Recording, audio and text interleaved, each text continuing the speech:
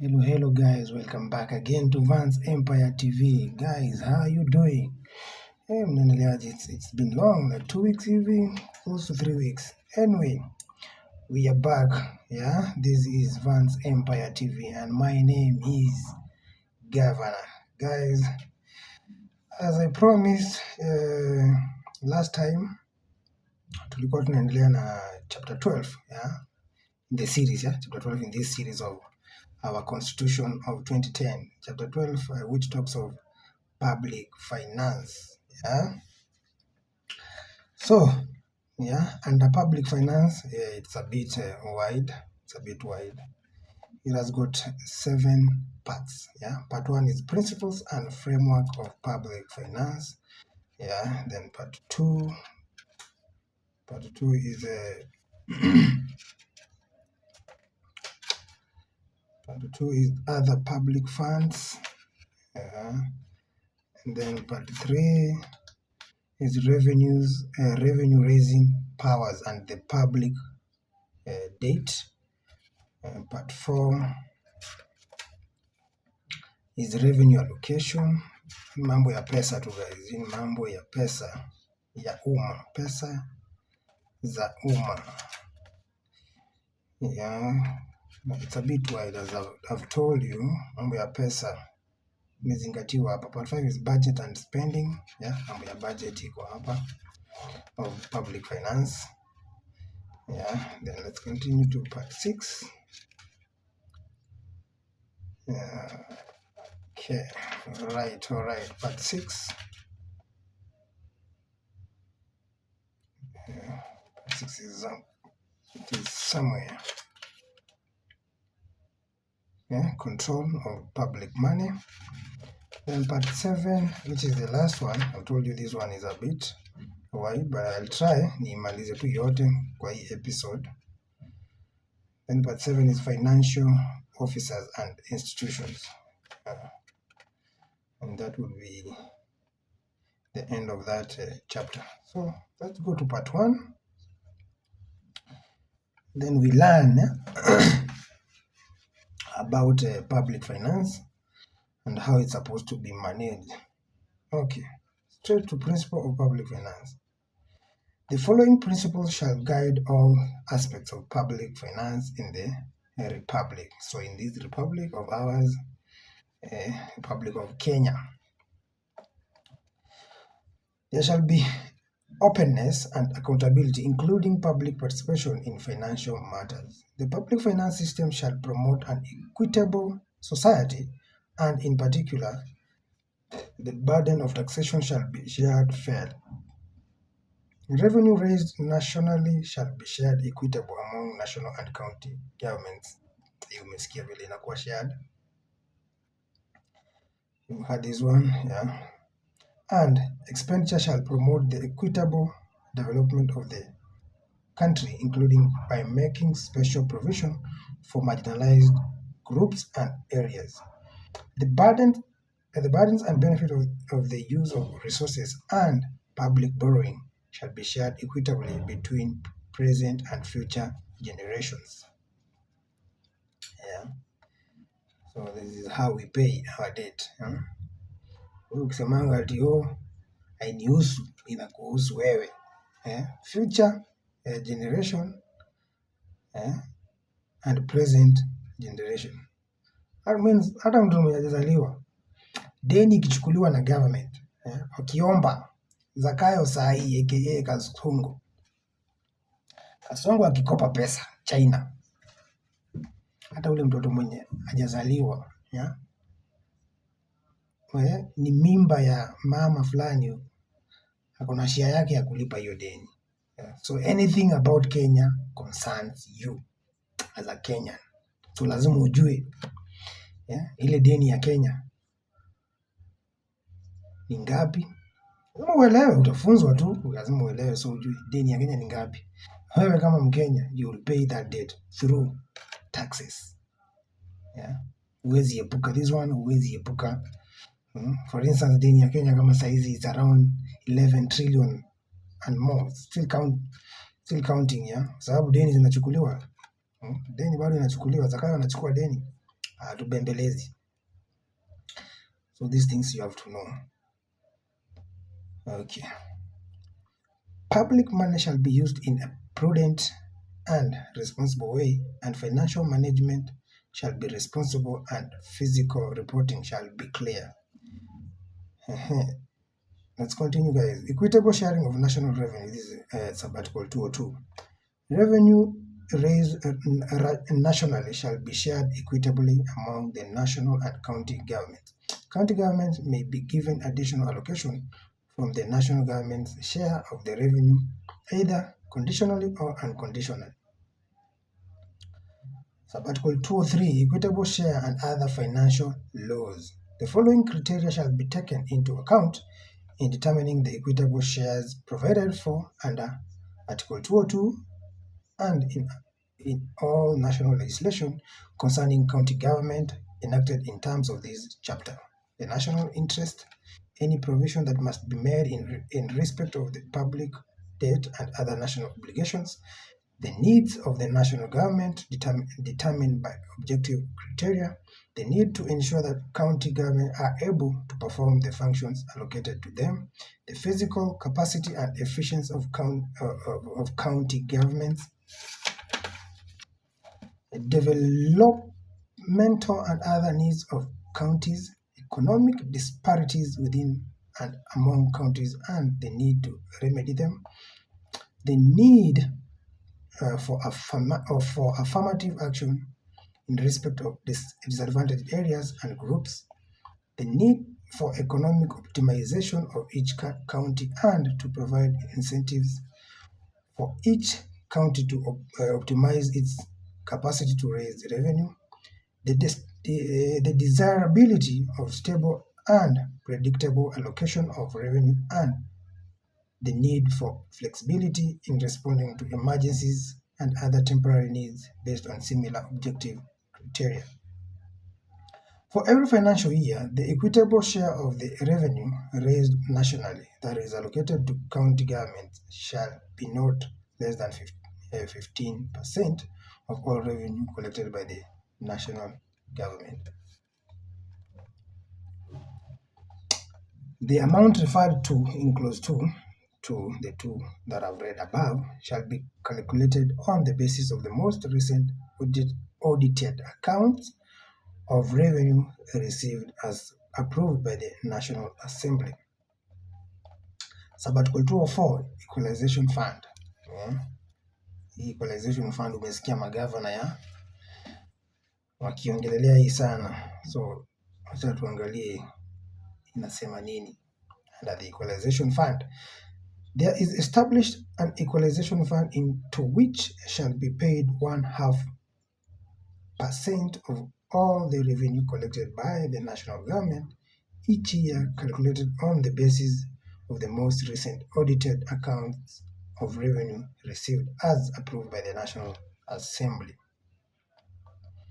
The national government shall use the equalization fund only to provide basic services including water, roads, health facility, and electricity to marginalized areas to the extent necessary to bring the quality of those services in those areas to the level generally enjoyed by the rest of the nation so far as possible.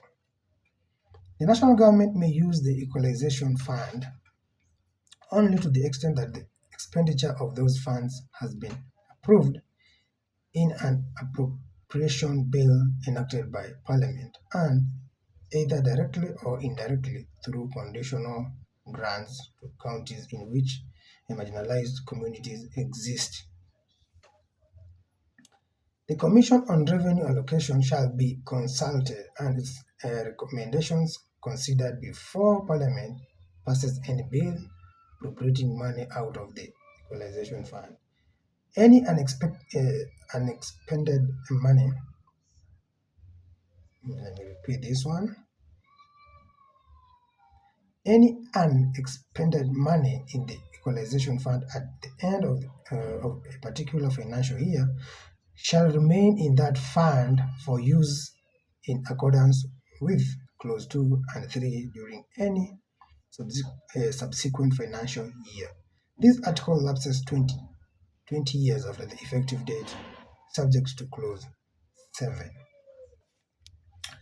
Parliament may enact a legislation suspending the effect of Clause 6 for a further fixed period of years, subject to Clause 8.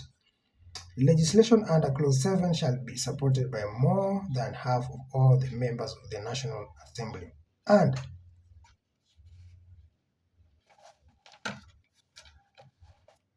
more than half of all the county delegations in the Senate. Money shall not be withdrawn from the Equalization Fund unless the Controller of Budget has approved the withdrawal. Consultation on financial legislation affecting counties. Yeah, this is Article 2 of 5.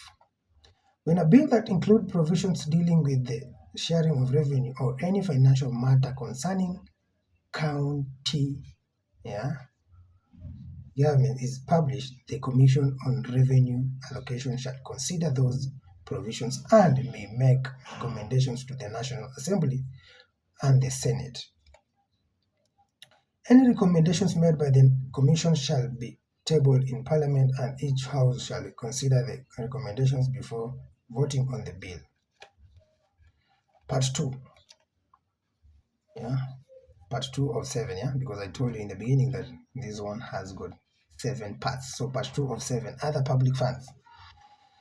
Consolidated fund and other public funds. There is established a consolidated fund into which shall be paid all money raised or received by or on behalf of the national government, except money that is reasonable excluded from the fund by an act of Parliament and payable into another public fund established for a specific purpose, or may, under an act of Parliament, be retained by the state organ that received it for the purpose of defraying the expenses of the state organ. Money may be withdrawn from the consolidated fund only in accordance with an appropriation by an act of Parliament, in accordance with Article 222 or 223, or as a charge against the funds as authorized by this Constitution or an Act of Parliament. Money shall not be withdrawn from any national public fund other than the consolidated fund unless the withdrawal of the money has been authorized by an Act of Parliament. Money shall not be withdrawn from the consolidated fund unless the Controller of Budget has approved the withdrawal. Controller of Budget, Revenue, Article 207, Article 207, Revenue Funds for County Government. There shall be established a revenue fund for each county government into which shall be paid all money raised or received by or on behalf of the county government, except money reasonably excluded by an Act of Parliament.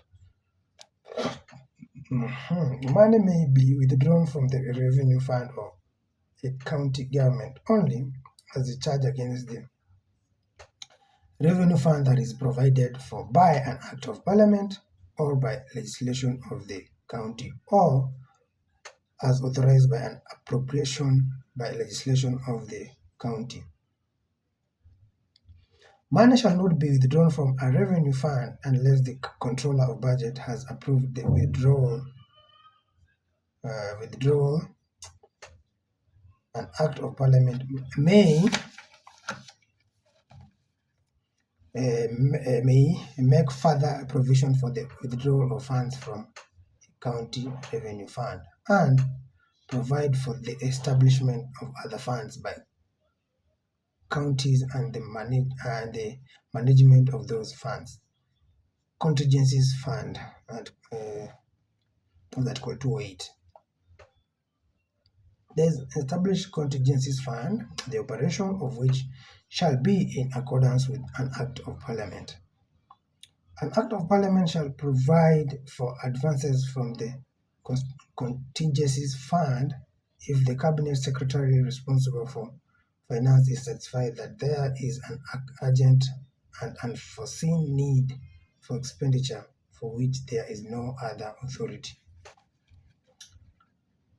Let's continue to part 3 of 7, revenue raising powers and the public debt. Yeah, debt ndio hii madeni ile nimewaambia. Power to impose taxes and charges.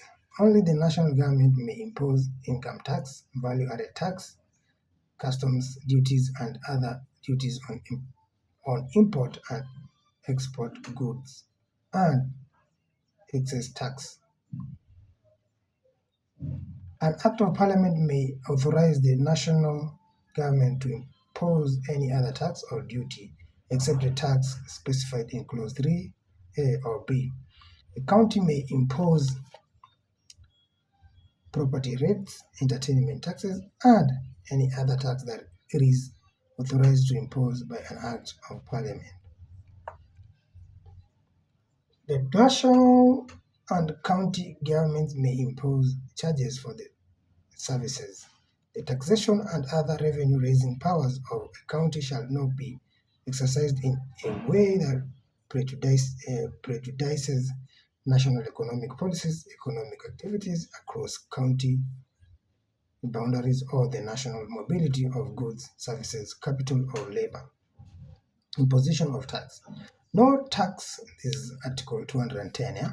No tax or licensing fee may be imposed, waived, or varied except as provided by legislation. If legislation permits the waiver of any tax or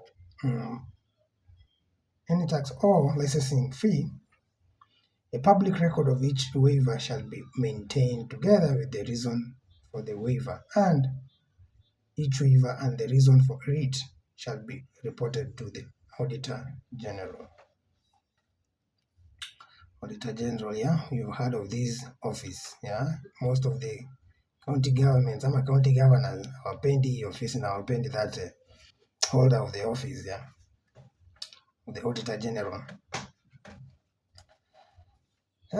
No law may exclude or authorize the exclusion of a state officer from payment of tax by reason of the office held by the state officer or the nature of the work of the state officer.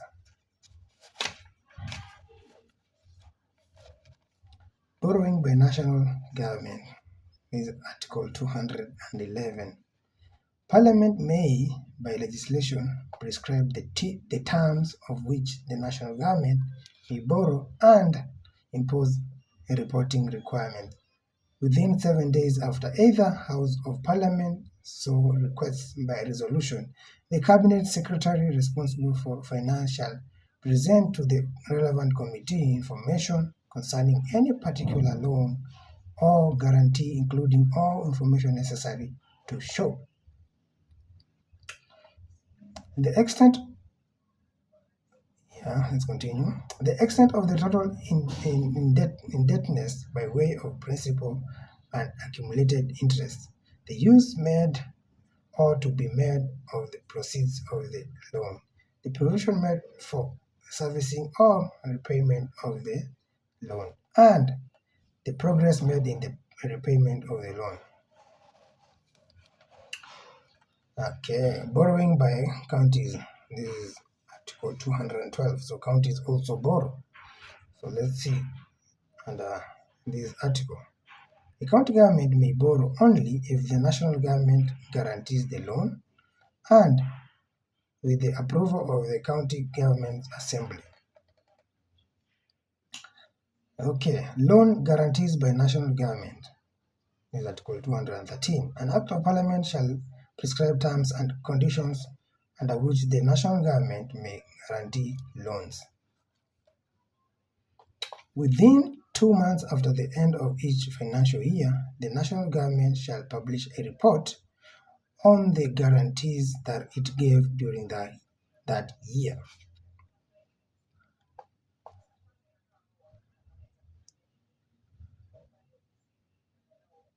Okay. So you've also seen under Article 213 that county governments also can borrow, but through the guarantee of national government. Okay. Article 214, public debt.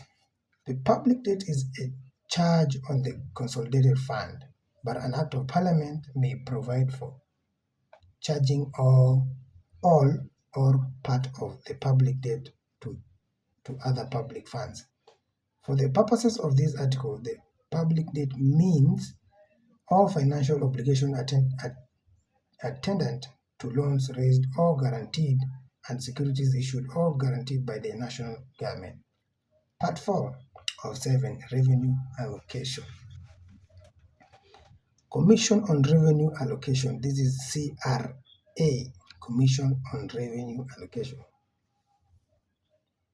The commission shall consist of the following persons appointed by the President: chairperson, who shall be nominated by the President and approved by the National Assembly; 2 persons nominated by the political parties represented in the National Assembly according to their proportion of members in the Assembly; 5 persons nominated by the political parties represented in the Senate according to their proportion of members in the Senate; and the principal secretary in the ministry responsible for finance.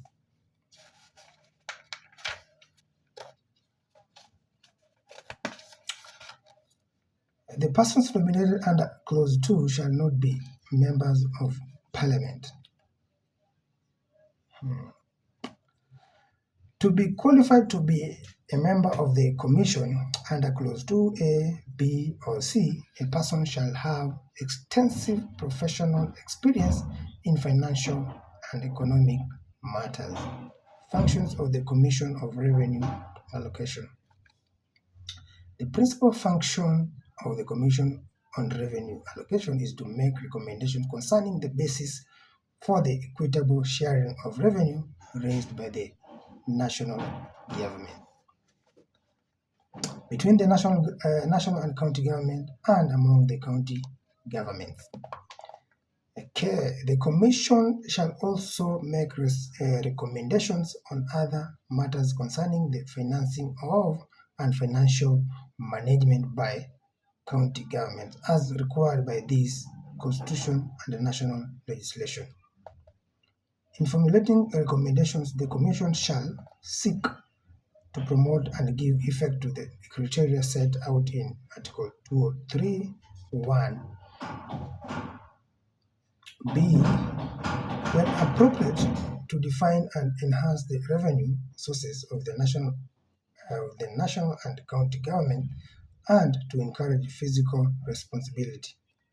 The Commission shall determine, publish, and regularly review a policy in which it sets out the criteria by which to identify the marginalized areas for purposes of Article 204, sub-Article 2. The Commission shall submit its recommendations to the Senate, the National Assembly, the National Executive, county assemblies, and county executives. Division of revenue. Once every 5 years, the Senate shall, by resolution, determine the basis for allocating among the counties the shares of the national revenue that is annually allocated to the county level of government. In determining the basis of revenue sharing under Clause 1, the Senate shall take the criteria in Article 203, sub-Article 1 into account. Request and consider recommendation from the Commission on Revenue Allocation. Consult the county governors, the cabinet secretary responsible for finance, and any organization of county government, and invite the public, including professional bodies, to make submission to it on the matter. Within 10 days after the Senate adopts a resolution under Clause 1, the Speaker of the Senate shall refer the resolution to the Speaker of the National Assembly. Within 60 days after the Senate's resolution is referred under Clause 3, the National Assembly may consider the resolution and vote to approve it with or without amendments or to reject it. If the National Assembly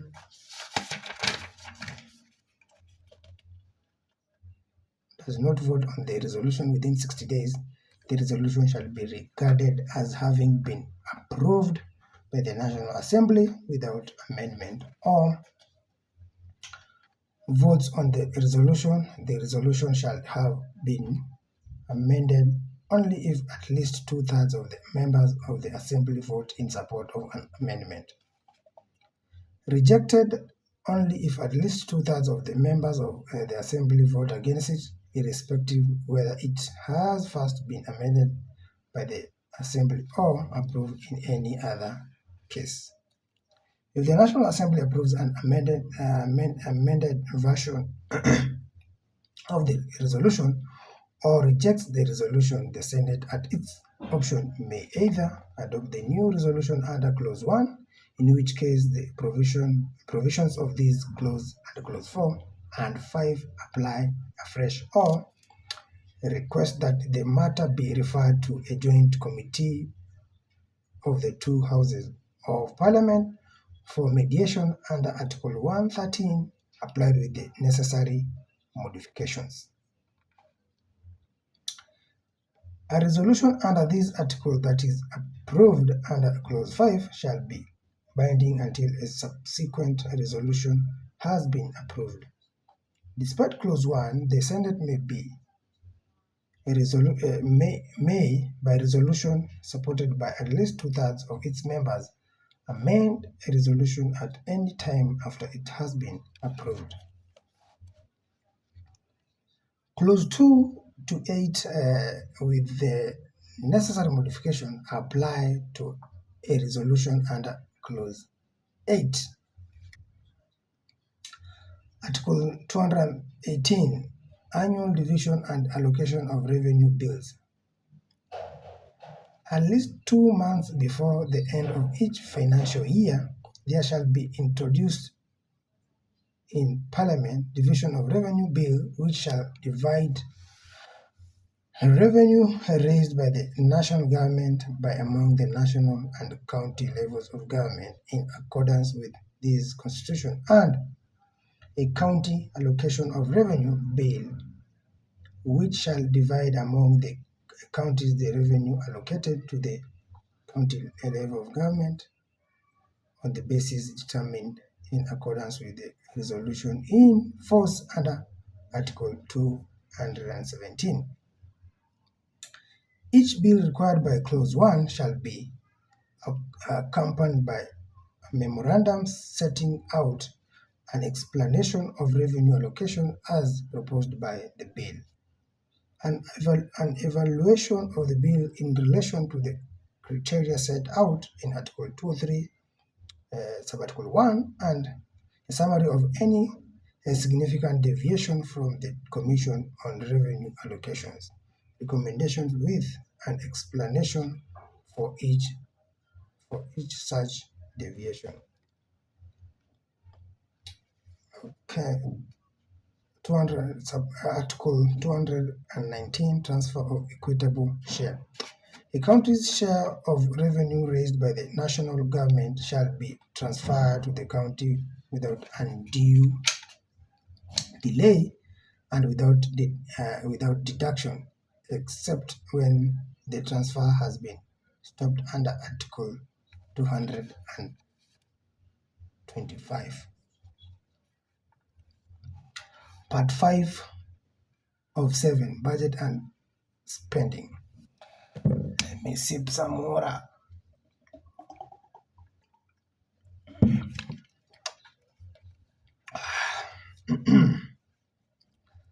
Let's continue. Part 5 of 7, Budget and Spending. Form, content, and timing of budget.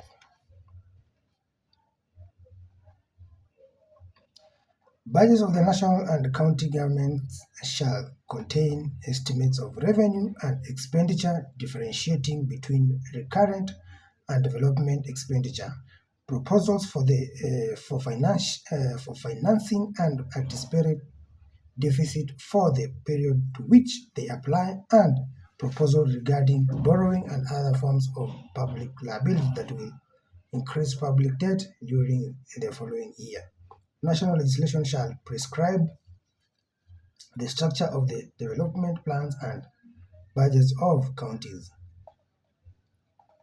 When the plans and budgets of the counties shall be tabled in the county assemblies, and the form and manner of consultation between the national government and county governments in the process of preparing plans and budgets. Budget estimates and annual appropriation bill. This is Article 221 bill. At least 2 months before the end of each financial year, the Cabinet Secretary responsible for finance shall submit to the National Assembly estimates of the revenue and expenditure of the national government for the next financial year to be tabled in the National Assembly. Hii tumeona ikifanyika year in year out. Minister of Finance every financial year, nasikia budget inasomwa, so Minister of Finance huwa ina happen mwezi wa sita, so this year mwezi wa sita expect this one, just like last year. Anabeba ile briefcase, anapigwa picha kama kawaida as the norm, then he walks from the Ministry of Finance, Treasury, to Parliament, then he or she tables the budget estimates of the next financial year. The estimate referred to in Clause 1 shall include estimates for expenditure from the Equalization Fund and be in the form and according to the procedure prescribed by an Act of Parliament. The National Assembly shall consider the estimates submitted under Clause 1 together with the estimates submitted by the Parliamentary Service Commission and the Chief Registrar of the Judiciary under Article 127 and 173 respectively. Before the National Assembly considers the estimate of revenue and expenditure, a committee of the Assembly shall discuss and review the estimates and make recommendations to the Assembly. In discussing and reviewing the estimates, the committee shall seek a representation from the public, and the recommendation shall be taken into account when the committee makes its recommendation to the National Assembly. When the estimates of national government expenditure and the estimates of expenditure for the judiciary and parliament have been approved by the National Assembly, they shall be included in an appropriation bill, which shall be introduced into the National Assembly to authorize the withdrawal from the consolidated fund of the money needed for the expenditure and for the appropriation of that money for the purposes mentioned in the bill.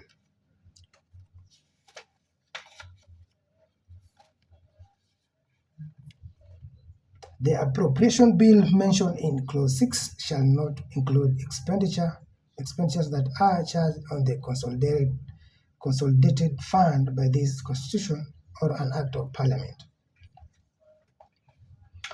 Expenditure before annual budget is passed is Article 222. If the Appropriation Act for a financial year has not been assented to or is not likely to be assented to by the beginning of that financial year, the National Assembly may authorize the withdrawal of money from the consolidated fund. Money withdrawn under Clause 1 shall be for the purpose of meeting expenditure necessary to carry on the services of the of the national government during that year until such time as the Appropriation Act is assented to.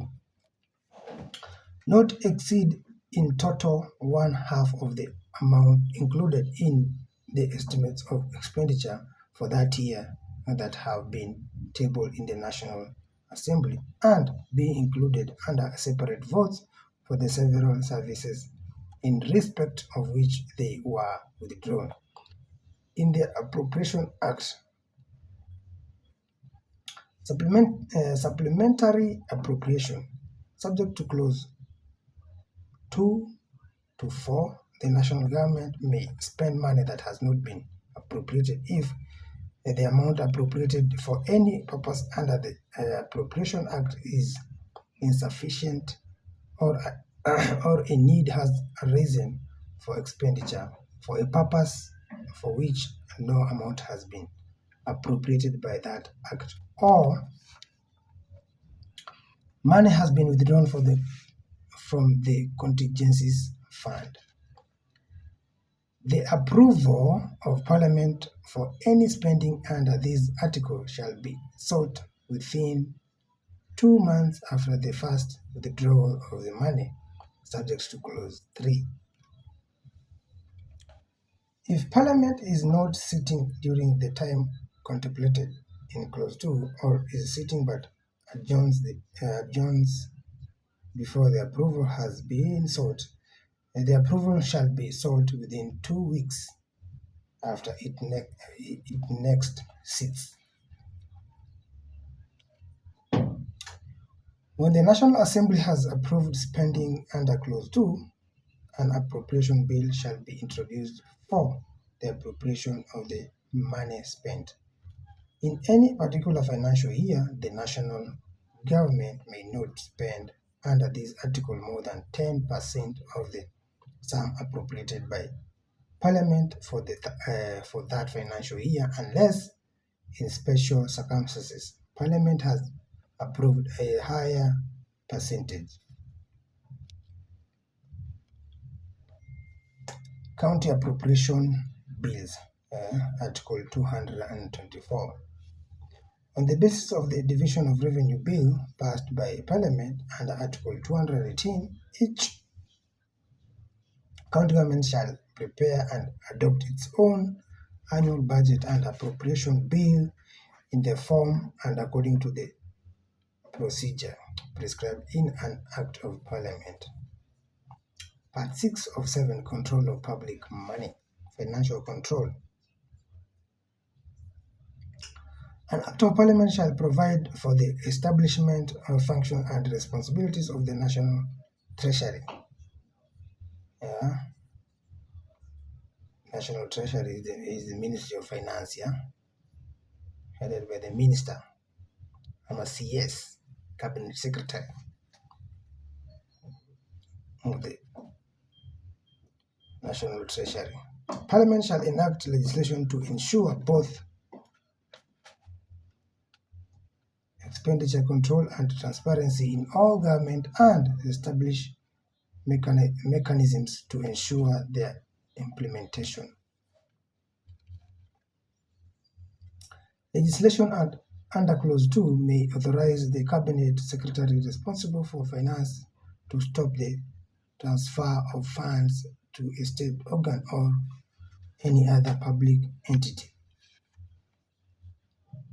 Only for a serious material breach or persistent material breaches of the measures established under that legislation and subject to the requirements of Clause 4 to 7, a decision to stop the transfer of funds under Clause 3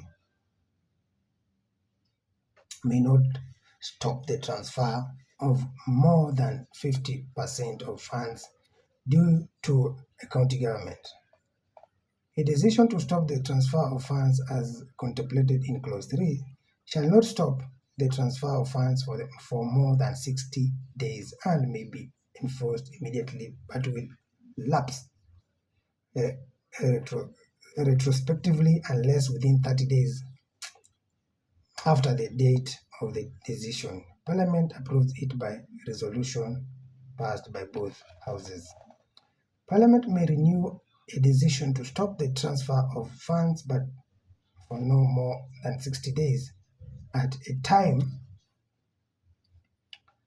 Parliament may not approve or renew a decision to stop the transfer of funds unless the Controller of Budget has presented a report on the matter to Parliament and the public entity has been given an opportunity to answer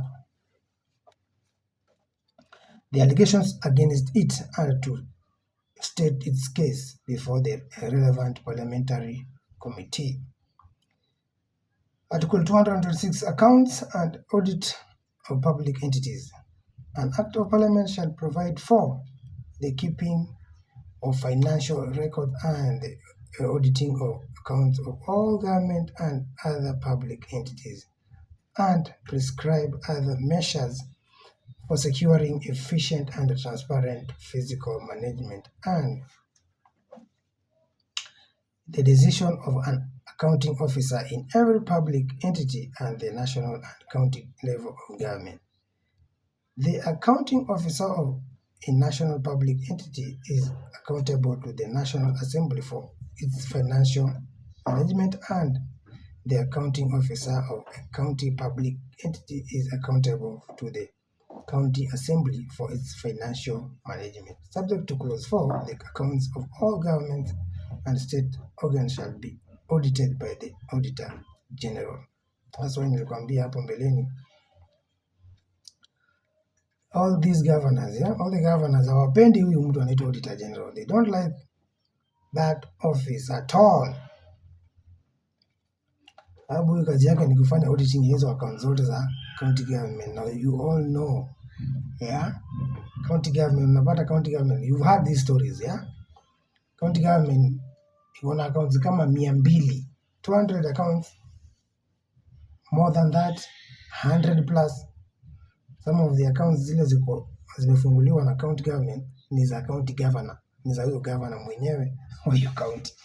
So he or she hataki hizo accounts zikuwe audited, so zinakuanga under secrecy, but ndio inaingia huko. So that's why I've told you before that most governors hawapendi huyu mtu anaitwa Auditor General.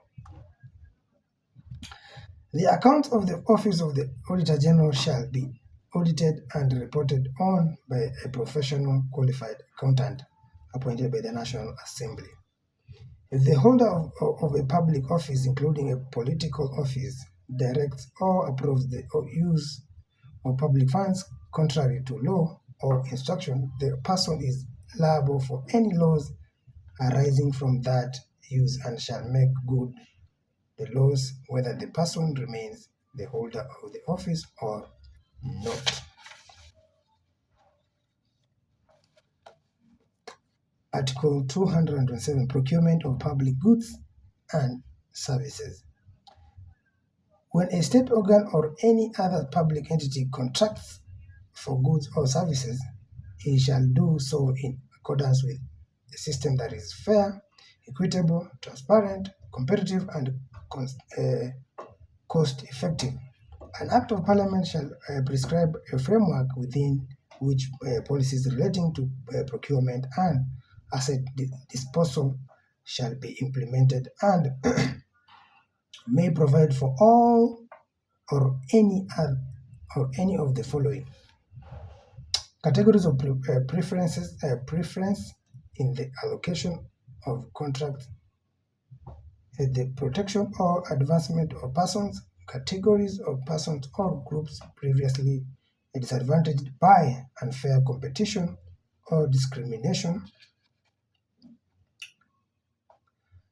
sanctions against contractors that have not performed according to professionally regulated procedures, contractual agreements, or legislation, and sanctions against persons who have defaulted on their tax obligations or have been guilty of corrupt practices or serious violation of fair employment laws and practices. Part 7 of 7, guys, this is the last part. Financial officers and institutions. Controller of budget. It's also another guy. Or another office that is not liked in the public service. There shall be a controller of budget who shall be nominated by the president and with the approval of the National Assembly, appointed by the president. Okay, so he's a nominee of the president, then appointed by the president again after approval of the National Assembly. To be qualified to be the controller of budget, a person shall have extensive knowledge of public finance or at least 10 years experience in auditing public finance management. Controller shall, subject to Article 251, hold office for a term of 8 years and shall not be eligible for reappointment.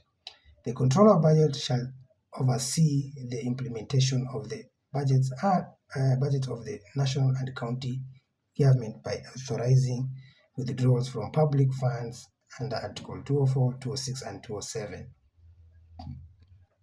The controller shall not approve any withdrawal from a public fund unless satisfied that the withdrawal is authorized by law. Sorry, guys. Authorized by law. Every 4 months, the controller shall submit to each House of Parliament a report on the implementation of the budgets of the national and county government. Okay, the other office that is not liked in the public service is this Auditor General, as I've told you.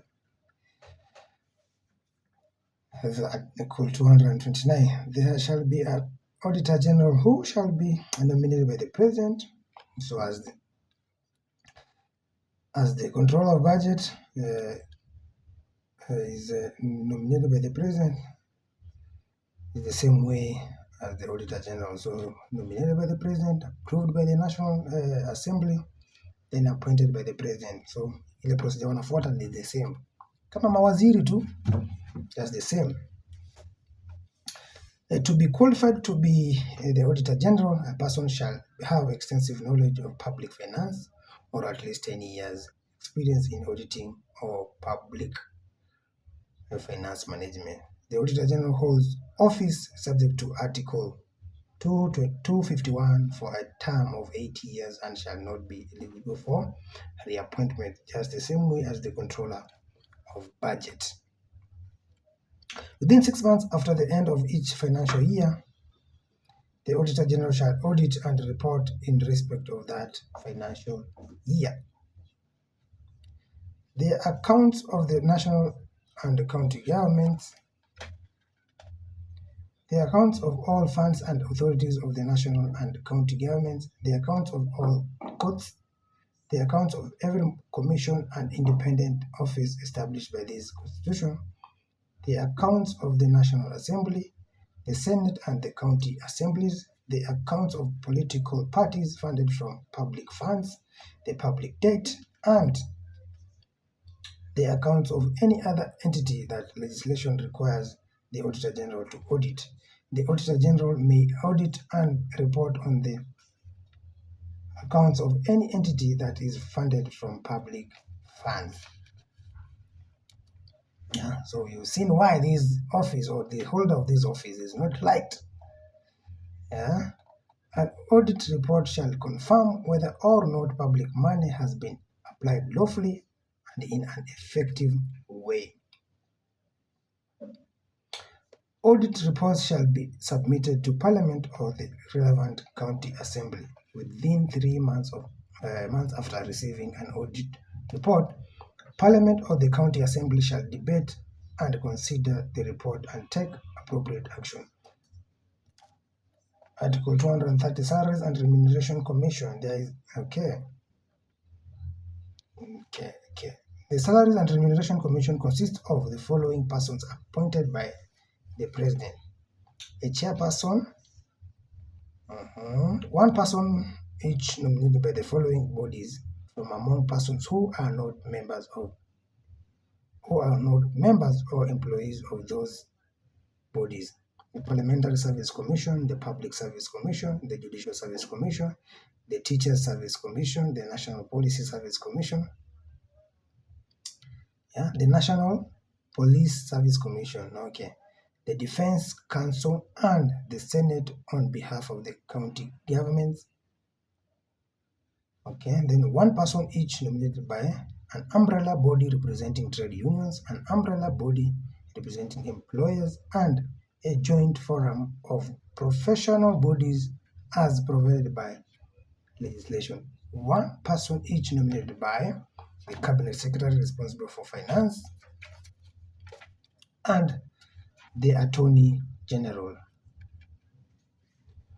Then lastly, one person who has experience in the management of human resource in the public service, nominated by the Cabinet Secretary responsible for public service. The Commission under Clause 1D and E shall have no vote. The powers and functions of the Salaries and Remuneration Commission shall be to set and regularly review the remuneration and benefits of all state officers and advise the national and county government on the remuneration and benefits of all other public officers.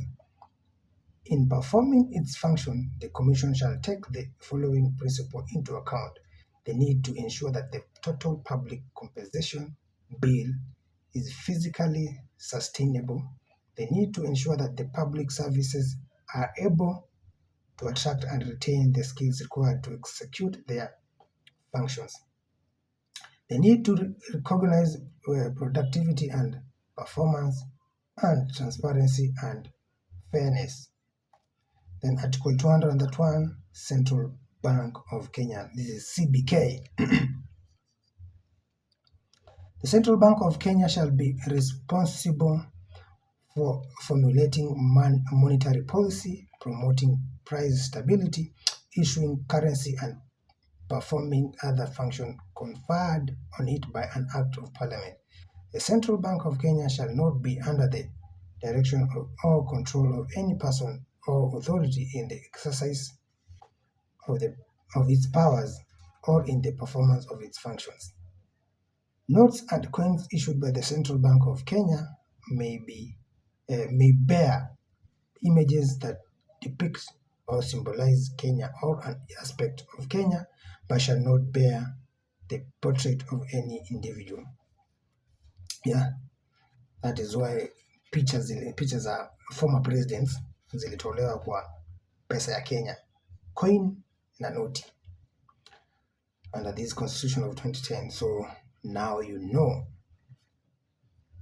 An Act of Parliament shall provide for the composition, powers, functions, and operations of the Central Bank of Kenya. Guys, we come to the end of chapter 12 that was talking of the public finance. Guys, our next chapter will be chapter 13. This is the public service. So guys, I thank you for your support, for the support of this channel. Continue supporting this channel so that it may grow to higher heights. My name is Governor, and see you on the next one. Thank you.